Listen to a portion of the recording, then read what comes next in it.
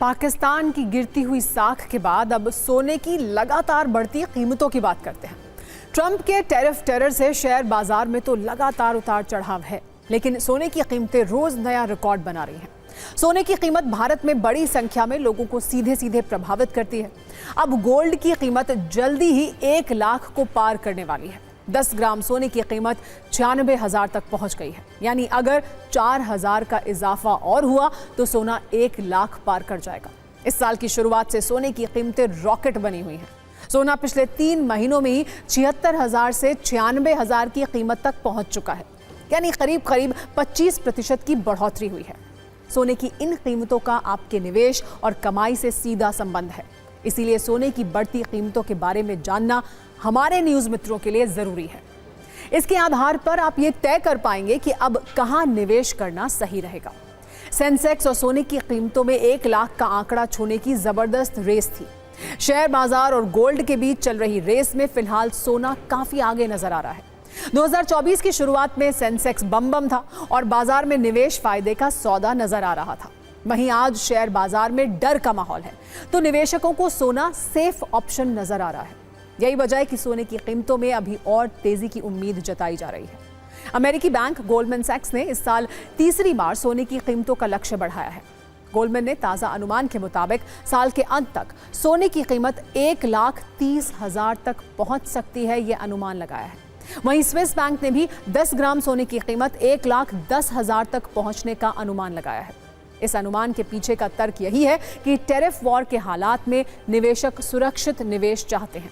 ऐसे भी पिछले वित्त वर्ष में सोने ने निवेशकों की बल्ले बल्ले कराई है। जिस शेयर बाजार से लोग मोटी कमाई के सपने देखते हैं, उसका रिटर्न बैंकों के फिक्स्ड डिपॉजिट से भी कम रहा है। जैसे सेंसेक्स ने पिछले वित्त वर्ष में सिर्फ 5.10% और निफ्टी ने 5.34% का रिटर्न दिया है, जबकि बैंकों में भी फिक्स्ड डिपॉजिट पर 7 से 9% का ब्याज मिल जाता है। लेकिन सोने का रिटर्न आपको हैरान कर देगा, जो करीब 40% है। यानी सोने में निवेश करने वालों को अच्छा खासा फायदा हुआ। निवेशकों का मन आखिर लंबे वक्त से गोल्ड पर क्यों अटका हुआ है, यह भी समझ लीजिए। सोना सुरक्षित निवेश का विकल्प माना जाता है, जबकि शेयर बाजार की तेजी अर्थव्यवस्था के विकास पर निर्भर करती है। जब शेयर बाजार में अनिश्चितता का समय होता है तो गोल्ड में निवेश बढ़ जाता है, जबकि अनिश्चितता के माहौल में निवेशक अपने शेयर्स बेचने लगते हैं। आमतौर पर गोल्ड की कीमतों में उतार चढ़ाव कम होता है, जबकि शेयर बाजार में जोखिम ज्यादा होता है, क्योंकि इसमें खबरों के आधार पर गिरावट और बढ़ोतरी होती रहती है। सोने की बढ़ती कीमतों पर चर्चा इसलिए भी ज्यादा है क्योंकि कुछ एक्सपर्ट इसे आर्थिक मंदी से जोड़कर देख रहे हैं। इनका कहना है कि मंदी से पहले अक्सर सोने की कीमत बढ़ती है। 2007-08 में भी सोने की कीमत 20% बढ़ी थी, जिसके बाद दुनिया ने आर्थिक मंदी का सामना किया। कोविड के दौरान भी सोने की कीमत बढ़ी थी। फिलहाल भी टैरिफ वॉर से बाजार में अस्थिरता है, निवेशकों में डर का माहौल है। ऐसे में क्या दुनिया आर्थिक मंदी की तरफ बढ़ रही है और इसका सोने की कीमतों से क्या संबंध है, इसे एक्सपर्ट से समझिए। बड़ी हुई, प्राइस बढ़ा हुआ।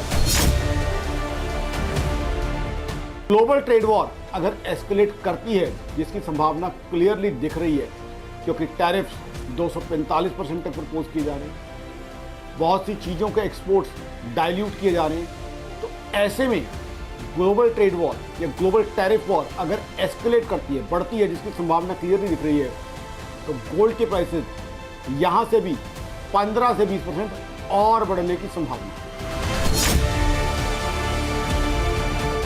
ग्लोबली गोल्ड को एक इन्वेस्टमेंट के रूप में, एक हेज के रूप में लिया जाता है, परचेज किया जाता है। और जब भी ग्लोबल इकोनॉमी में रिस्क बढ़ता है, अनसर्टेनिटी बढ़ती है, तो गोल्ड की बाइंग बढ़ती है।